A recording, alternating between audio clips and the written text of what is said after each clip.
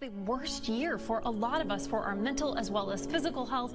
So joining us this morning is best-selling author, coach, and fitness expert, Lisa Goldenthal. Hello and welcome. I'm Lisa G, your host. You're at the top of your game, yet the game is changing faster than ever. Strategies that got you here aren't the ones that'll keep you here.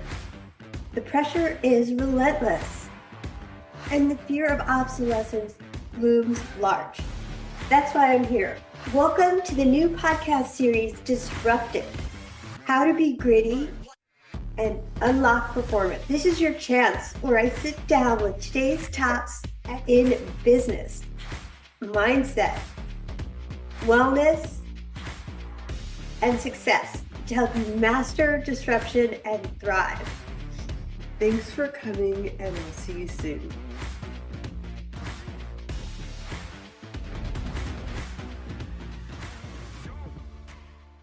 Hello and welcome to WholeCEO with Lisa G.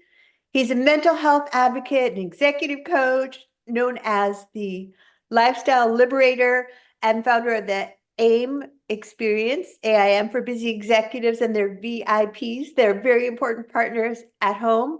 His three-part model has been proven in over 17,000 sessions across 3 continents. He works with clients so that they can get their career trajectory moving upward again, and at the same time, open the floodgates of fun and intimacy at home. He calls it work-life harmony, and who wouldn't want that?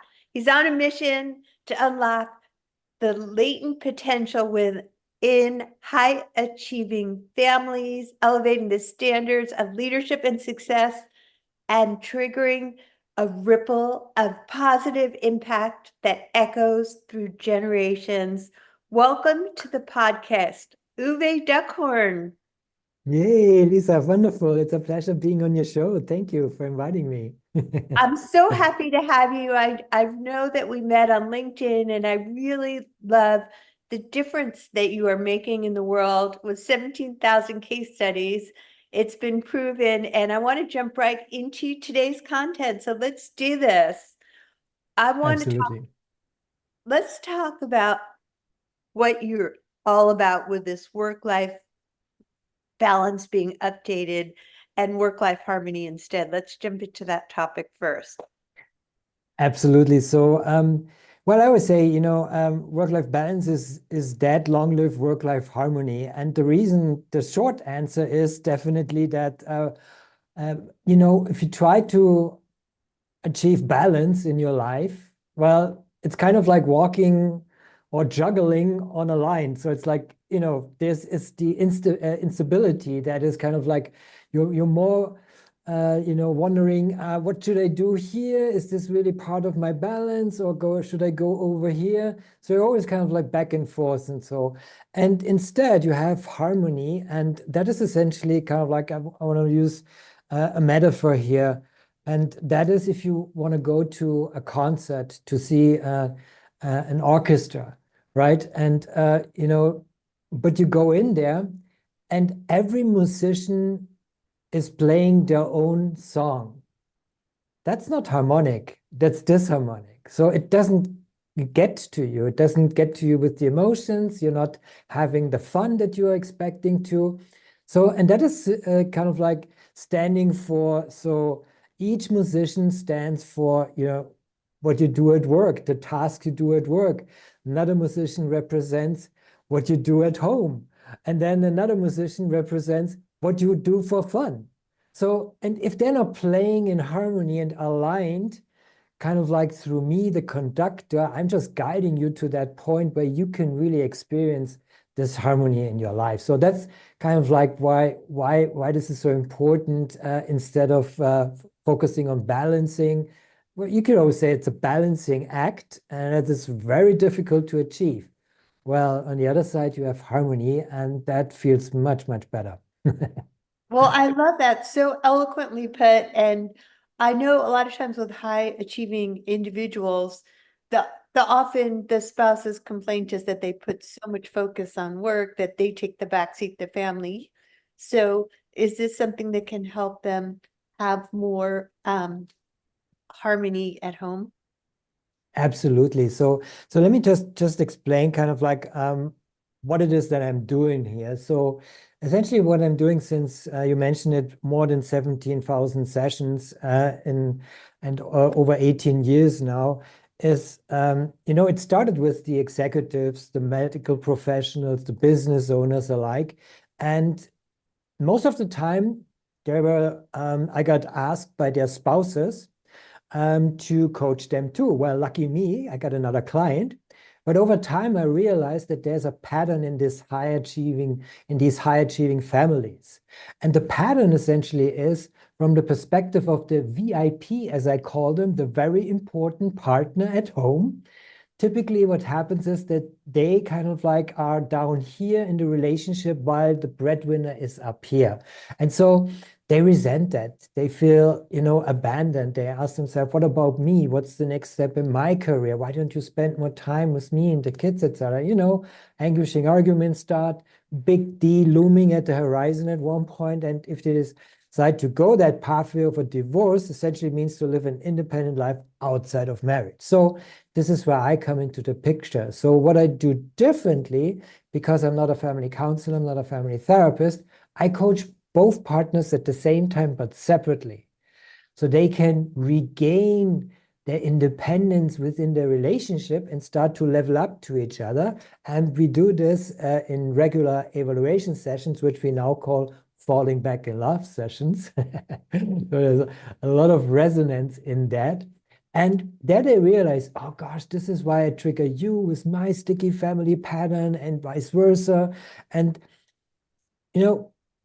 they're realizing this because they've dealt with it separately on their own first. And that makes it possible so that they can discover their truest, deepest connection with each other. And therefore, they can upgrade their relationship to an interdependent one where they are eye to eye, respectfully enjoying unshakable togetherness, have more fun, intimacy, adventures, all the good stuff, and get better results at work. And that is why I believe that to become a great leader, you must first become a better partner at home. And that whole thing is what we call work-life harmony instead of work-life balance. I love that. I love that you have to be a better leader at home to be a better leader at work. And that makes sense because how you do one thing is how you do anything. So you want to be that kind of a leader. And I love the fact that you talk about owning your own triggers. And we all have our childhood drama that we grew up with certain beliefs around the world. And having recently gotten married, I've been going through all this and starting to realize this is my trigger, this is his trigger. And I love the way that you're making a big difference in the world. And what about Thank you. mental health? What would you say is the state of mental health in 2024, for example? Well, it's essentially the connection to mental health is there. It's close. It's so close because I always call this the motivation, recycling motivation. Essentially, what you do at home is to gain the motivation so you can spend it at work and repeat. And so if your family life, your home is intact in that regard, and you're living to the fullest your work-life harmony in all areas of each and every one in your family, then of course that supports you to be and deliver better at work.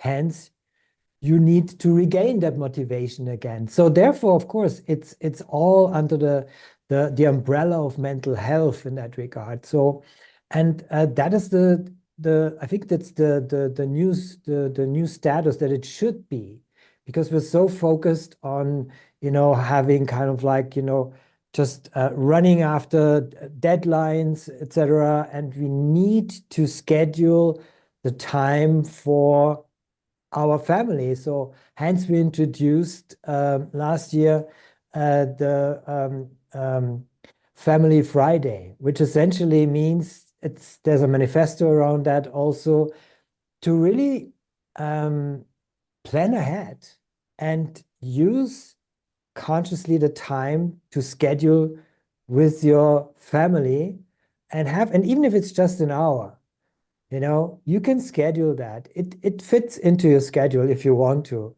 And that is supporting, your family life. It can be at the end of the work day, so maybe you can shorten the work day if you're able to do that. Or even if it's just for having a lunchtime on Friday together with your family or something like that. The small things count. The commitment is kind of like what keeps it together and what makes it even better to. So it's all under the umbrella of mental health to support yourself and be proactive about that.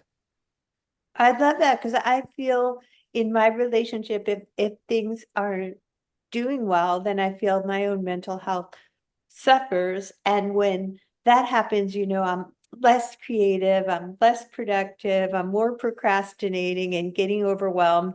So I really like the way you can tie in performance and mental health with better relationships. And going back to the topic of leadership, what are some of the skills that you think are missing in leadership and how can we do better? Well, that's a great question. So essentially, it's tying into what I do and help couples, these high-achieving families with, and each in their own role as leaders at home and at work. And it's at the end of the day, what I help them with is their own personal growth, their own personal development within a relationship. The better I am, I have a better, the more I have a deeper understanding about my own personal growth, my own personal development, the more I'm independent within the relationship, the better I will act outside at work and become the better leader to that degree. So it always is connected in that matter. And so therefore, for leaders, it's essential to have that, you get coached at work so much, so many trainings, leadership trainings, etc. But just imagine bringing that home. Your partner doesn't have sometimes the leadership training. So be the leader at home and enable them and help them also to become the leader that they need to be. And, I think we know that, you have to take off your hat when you're entering your home. You're not the Yes. leader at work any longer, so take on your parent hat or the partner hat, the lover hat, whatever. But you need to change, and that is the transition between the two, and that is very important because if you're carrying one into the other, it just doesn't work. So, there was a couple of years ago, I was always asked about, when I introduced that about work-life harmony. Yeah, well, we separate work and life. So, and I said, well, fair enough. So here's an example. If you experience a colleague is under the radar for a couple of weeks, so what is the first thought that comes to mind? Typically, the answer is, well, something wrong with your family, right? And Right. so there's the connection. It's always there. So we are not a different person. We just take on a different role.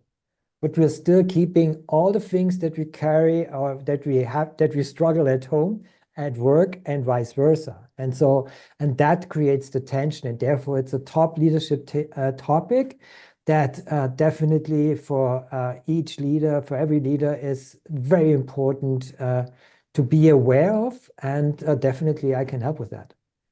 Well, I love that you mentioned taking off your boss hat before you get home and start bossing everybody around, because I see that as a problem with executives myself, having lived with them, having worked with them, and also transitions. Like transitions are hard for people. I feel like people in life could be more successful if they can master transitions faster. So we're in this disruptive environment right now as leaders, and if you can transition faster from like boss to spouse and from like having that self-awareness, that emotional intelligence, how can we master faster transitions so that we can be like, change isn't going anywhere, this is happening, what do we do?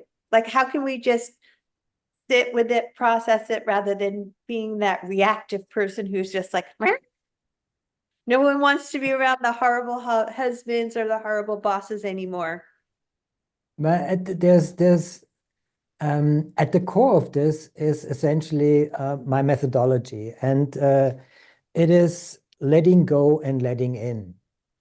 And it's a two-part mechanism that we all have inside of us, but we're too obviously kind of like it's too close to us under our noses that you can't even realize that it's there. So, and it's the ability to practice letting go and letting in at the same time. And so it comes back to my own story, which is a little bit tragic because, you know, I was sexually abused at the age of 10, never told anybody, and found myself at the age of 28 at the edge of a bridge. And I was ready to jump because I lost everything at this point and I couldn't feel. And honestly, I was numb. I couldn't feel anything. And so as I was leaning forward, something happened. And there was this tiny little light inside of me. And then I felt something for the very first time after 5 years after my dad died.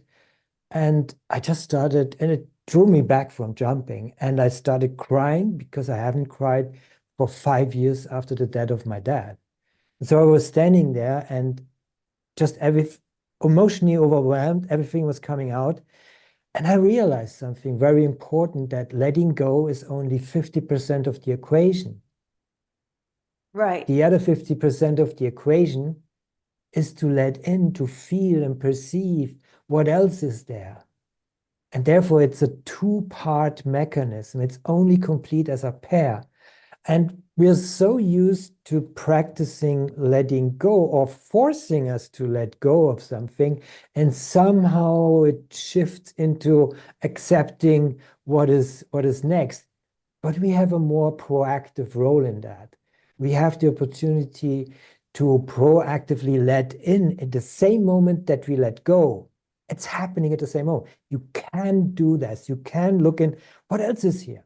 So it's really letting go, being part of the problem, and allowing yourself, letting in, being part of the solution. And that is how you transition. This is cracking your code of transformation. This is how you make the shift.